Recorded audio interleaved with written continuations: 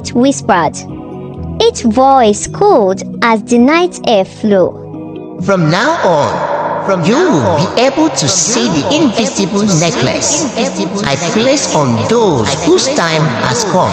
But remember, this gift is not to be abused, or you will pay with your life. Once upon a time, in the heart of a small Igbo village, there lived a man named Okeke, known by all as the village drunkard. Okeke had no farm, no livestock, and no wife. He spent his days under the large Odara tree by the marketplace, singing songs to himself and sipping on his calabash filled with palm wine. He was the subject of gossip and ridicule, and the children will make a game of mocking his unsteady gait. Nani, come and see Okeke, our useless drunkard. They would shout, and the adults would shake their heads in pity or scorn. To them, he was a man with no future, no value, just a shadow passing through the village. One moonless night, as Okeke staggered home, he stumbled and fell in the darkness. As he lay on the ground, a cold breeze swept through the village, and a voice echoed through the shadows. Okeke felt a chill run down his spine, and when he looked up, he saw a figure cloaked in darkness, but its eyes is glowing like embers. It was the spirit of death, known throughout the village tales as You, Okeke, I've chosen you. The spirit whispered, its voice cold as the night air flew. From now on, you will be able to see the invisible necklace I place on those whose time has come. But remember, this gift is not to be abused, or you will pay with your life. With that, the spirit vanished, leaving Okeke trembling in the dust. He thought he had dreamt it all, but the next day, he saw old Mama Ngozi walking through the market. Around her neck was a faint, yellow rope, a necklace that no one else seemed to see. But 3 days later, Mama Ngozi died suddenly in her sleep. The villagers mourned her death, but Okeke could not shake the memory of that necklace. A week later, he saw the same glowing necklace around Chinedu, the palm wine tapper.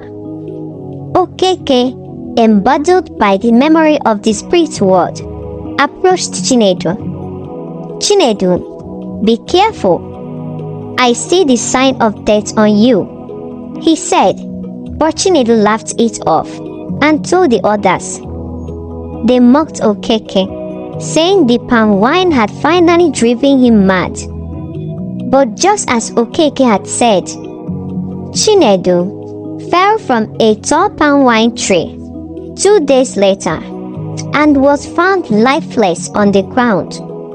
The villagers were terrified and began to wonder if Okeke's drunken ramblings were more than that. One by one, they approached him with questions and fears. Okeke, do you see the necklace on me? They would ask.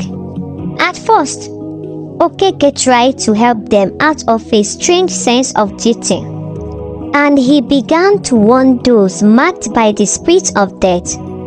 But as time went on, Okeke realized he could use this new ability to gain more power and wealth. Desperation in the village grew, and Okeke demanded payment before revealing whether the mark of death was upon someone. He charged them goats, yams, and even coins.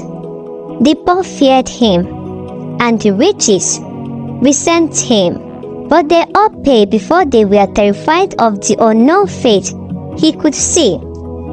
Okeke's hut, once a place of an emptiness, was now filled with offerings. He became rich, but he grew arrogant and cruel. He laughed at those who had once mocked him, making them beg for his insight. The more they paid, the less he cared for their suffering. He became a man who was feared rather than respected. But the spirit of death was watching, and it grew angry. One dark night, the spirit appeared again to Okeke. You have become greedy, Okeke. I warned you not to abuse this gift. The spirit hissed. Now, you must face the consequences. The next morning, Okeke woke up to find the invisible necklace growing around his neck. He tried to tear it off, but his hand passed through it like a mist. Panic filled his heart, and he ran throughout the village, begging for help. Please help me. Please, you people should help me. Have mercy on me. I don't want to die. I promise I'm going to change. I'll be a better man. Please help me. But the people he had exploited turned away from him. Okeke, the wise one, can you not see your own death? They mocked. Bitterness in their voices. Even those who might have pitied him had grown weary of his security.